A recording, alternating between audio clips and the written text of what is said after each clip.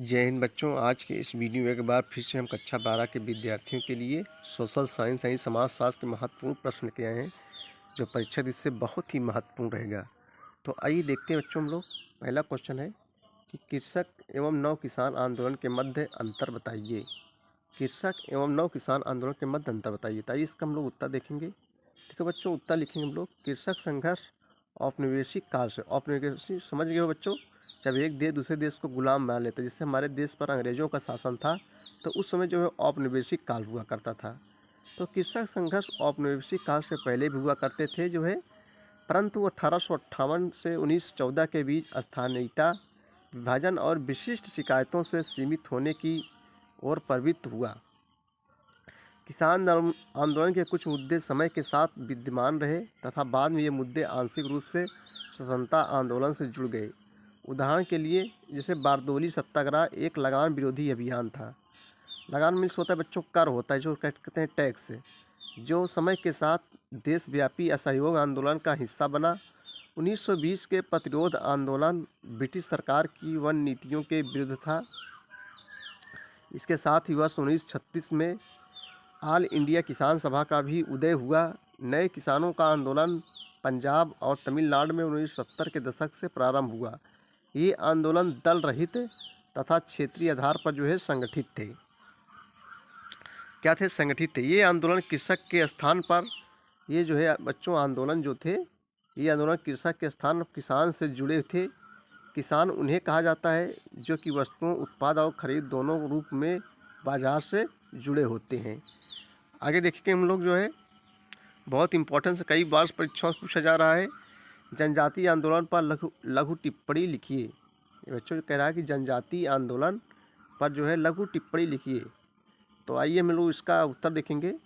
जनजातीय आंदोलन भारत में मुख्य रूप से मध्य भारत की जनजातीय बेल्ट पर स्थिर रहे हैं, जैसे छोटा नागपुर व संथाल परगना में स्थित संथाल हो या ओरांव एवं मुंडा आदि। ये सब क्या थे? जनजातीय आंदोलन थे। ओरांव एवं मुंडा जनजातीय आंदोलन के प्रमुख नेता बिरसा मुंडा थे, जो आदिवासी थे बच्चों। जो क्या थे? आदिवासी थे, जिसने अंग्रेजों के विरुद्ध एक बड़े विद्रोह का जो है नेतृत्व किया। अपनी मृत्यु के बाद बिरसा जनजातीय आंदोलन का एक प्रतीक बन गया। समानता जनजातियों के कुछ मुद्दे होते हैं जिनके कारण वे आंदोलन करते हैं, जैसे सिंचाई परियोजना तथा गोलीबारी क्षेत्र के लिए भूमि का अधिग्रहण अधिग्रहण रुके हुए संरक्षण तथा पुनर्वास कार्यवाही आदि। पूर्वोत्तर की कुछ जातियां पृथक पहचान तथा पारस्परिक स्वायत्तता के प्रति चिंता के कारण जनजातीय आंदोलन करती हैं। एक प्रमुख मुद्दा जो सभी क्षेत्रों के जनजातियों को जोड़ता है, वह है जनजातीय लोगों का वन भूमि से विस्थापन। अगला क्वेश्चन देखेंगे, ये भी काफ़ी इंपॉर्टेंस है। महिलाओं के आंदोलन पर लघु टिप्पणी लिखिए, अथवा नारी आंदोलन से समाज पर क्या प्रभाव पड़ा स्पष्ट कीजिए। इसका हम लोग उत्तर देखेंगे बच्चों। औपनिवेशिक काल में सर्वप्रथम, औपनिवेशिक काल समझ गए होंगे आप लोग।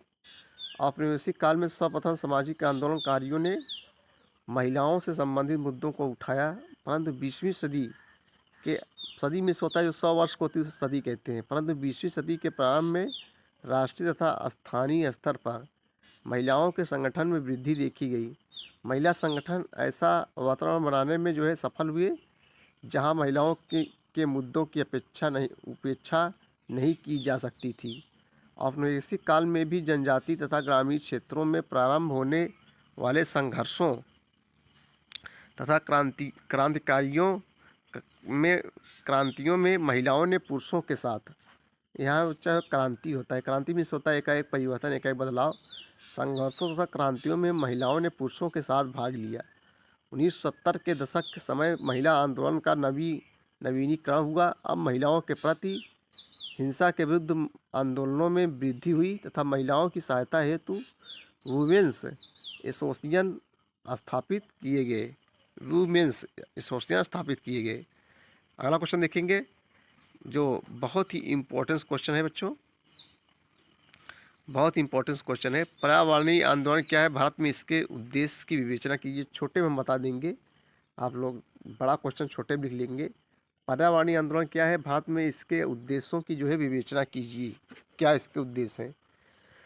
तो उत्तर लिखेंगे पर्यावरण को संतुलन बनाए रखने के लिए, पर्यावरण को के संतुलन को बनाए रखने के लिए तथा पारिस्थितिकी तंत्र को बचाए रखने हेतु जो आंदोलन बच्चों किए जाते हैं उन्हें जो है पर्यावरण आंदोलन कहा जाता है।